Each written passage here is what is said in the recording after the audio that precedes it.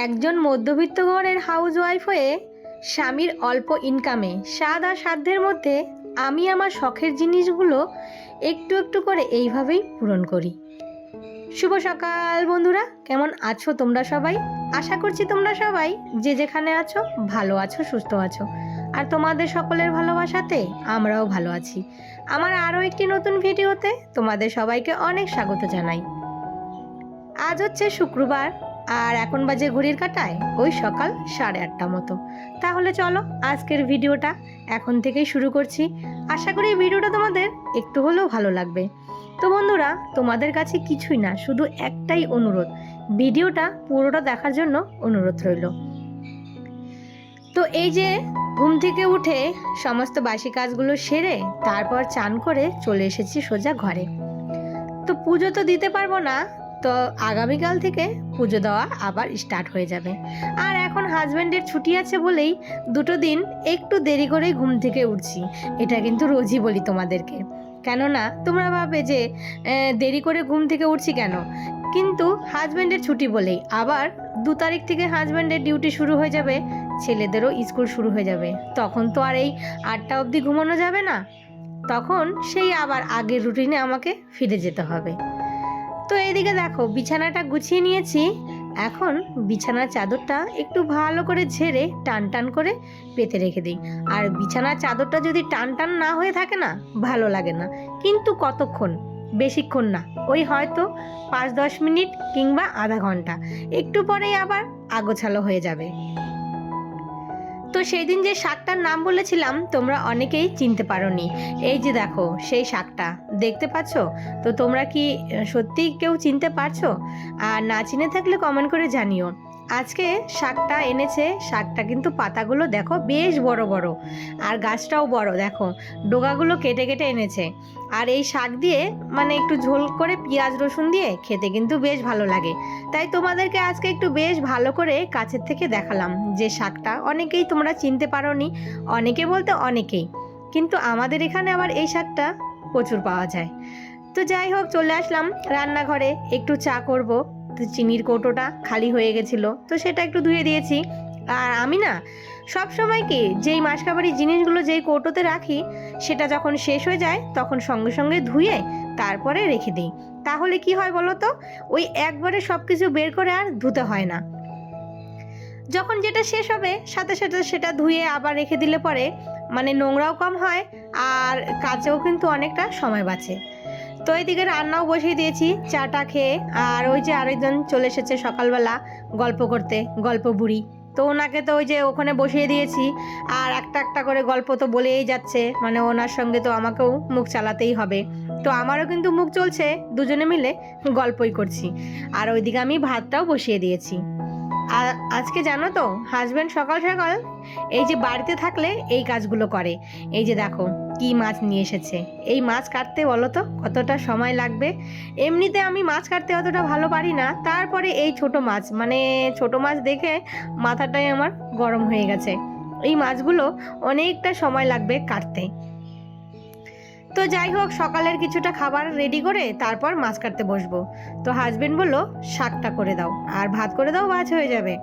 তো এই যে শাকটা আমি না ভালো করে আগে জল দিয়ে একটু ফুটিয়ে নিয়েছি।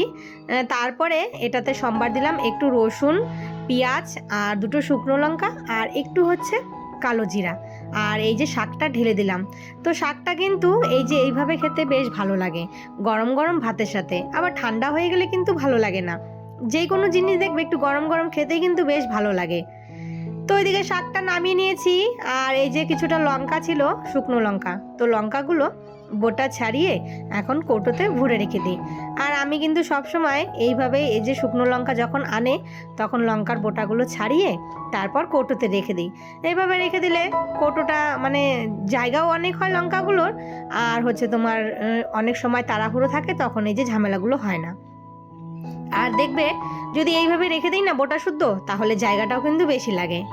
তো যাই হোক, এইদিকে তোমার মানে শাক রান্না হয়ে গেছে, মাছ রান্না, তোমার ভাত হয়ে গেছে, সকালের খাওয়া ওদেরকে দিয়ে তারপর মাঝখানে অনেকটা সময় কেটে গেছে। আমি এই যে মাছ কুটতে বসেছিলাম। তো মাছটা কুটে তারপর এই যে বড় বড় মাছগুলো দিয়ে করব হচ্ছে একটু মাখা মাখা তরকারি। তো হাজবেন্ড খেতে চেয়েছিল একটু ঝোল টাইপের, তো এই ছোটো মাছ দিয়ে আর কি ঝোল করব, তো বললো যে কালকে করো, আজকে যেটা করেছো সেটা দিয়েই খাওয়া হয়ে যাক, কালকে একটু ঝোল টাইপের করো। ওর ইচ্ছে হয়েছে একটু আলু দিয়ে মানে জিরে বাটা জিরে সম্বার দিয়ে একটু পাতলা করে ঝোল খাওয়ার, মাঝে মাঝে মানে একটু অন্যরকমভাবে খেতেও ভালো লাগে।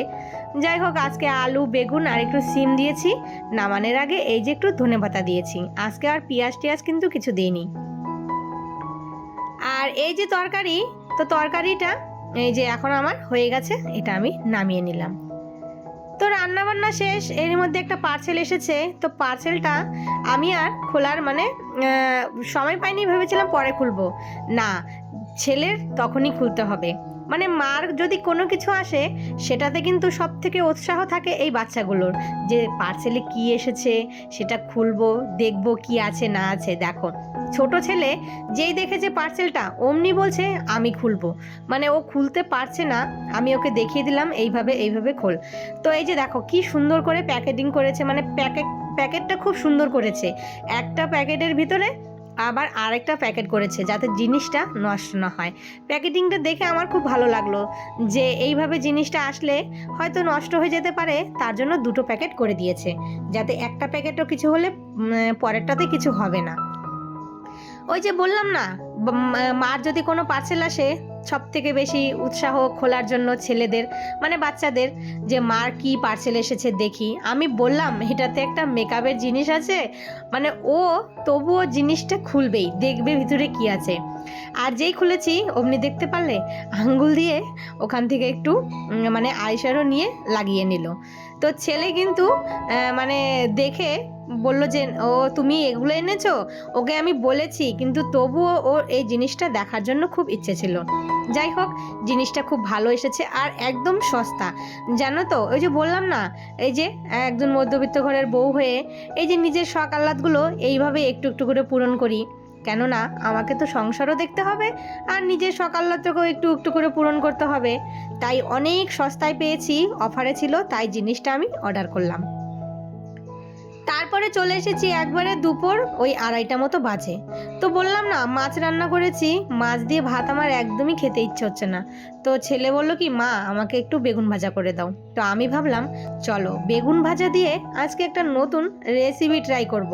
সেটা হচ্ছে কি বলো তো, এই গরম গরম বেগুন আর হচ্ছে এই যে ধনেপাতা পেঁয়াজ কুচি আর সাথে তোমার শুকনো লঙ্কা ভেজে নিয়েছি।